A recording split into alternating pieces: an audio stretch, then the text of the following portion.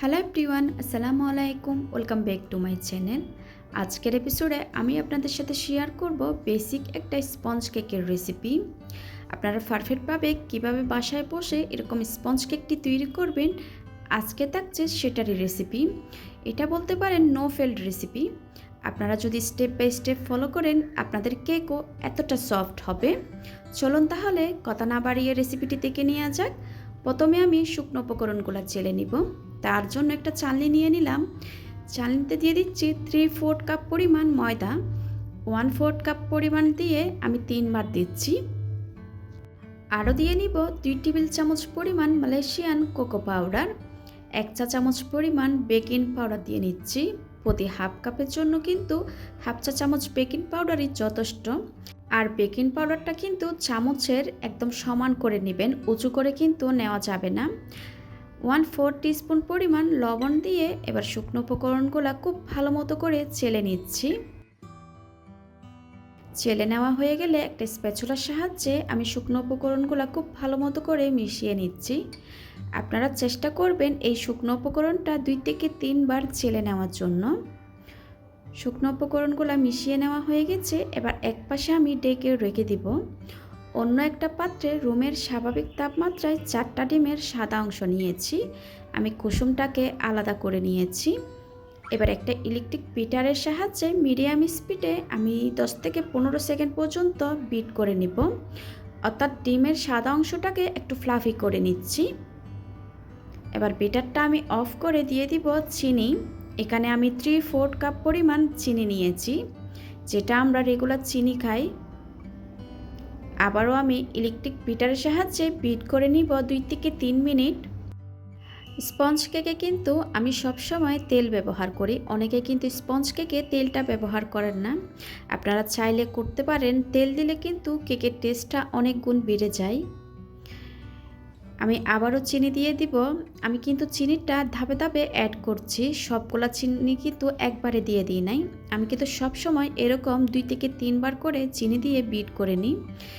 এবার আমি সম্পূর্ণ চিনিটুকু দিয়ে যতক্ষণ না পর্যন্ত চিনিটা মেল্ট হয়ে যাবে ততক্ষণ পর্যন্ত আমি বিট করে নিব। এটা কিন্তু খুবই ইম্পর্ট্যান্ট, চিনিটা গলেছে কি না আপনারা চেক করে নেবেন। এই ডিমের সাদা অংশটাকে আপনারা যদি ভালোভাবে বিট না করেন কেকের উপরে কিন্তু ভেজা ভেজা ভাবটা থাকবে। ডিমের ফোমটা যখন এইভাবে সাদা ফোমে পরিণত হবে বিটারটা অফ করে ডিমের কুসুম দিয়ে নিচ্ছি।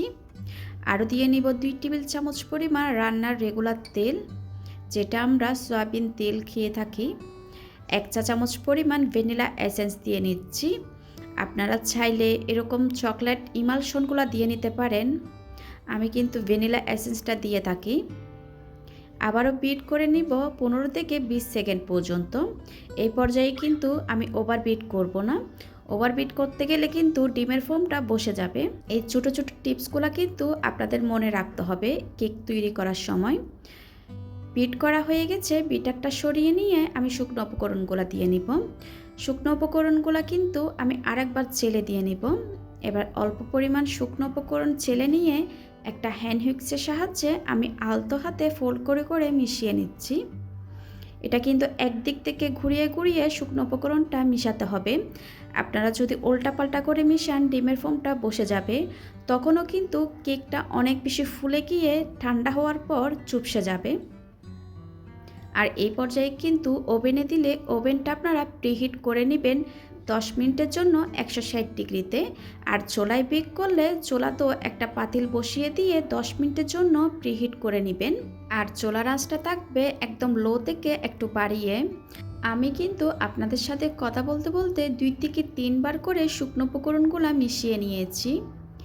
এবার দিয়ে নিব 1 টেবিল চামচ পরিমাণ গরম পানি। আবারও আমি খুব ভালো মতো করে মিশিয়ে নিচ্ছি। এটার দেওয়ার কারণে কিন্তু কেকটা অনেকক্ষণ পর্যন্ত সফট থাকবে। আমি খুব ভালোভাবে মিশিয়ে নিয়েছি। এবার একটা স্প্যাচুলার সাহায্যে আলতো হাতে আরেকটু মিশিয়ে নিব। আর ব্যাটারের ঘনত্ব কীরকম হবে আমি আপনাদেরকে একটু দেখিয়ে দিচ্ছি।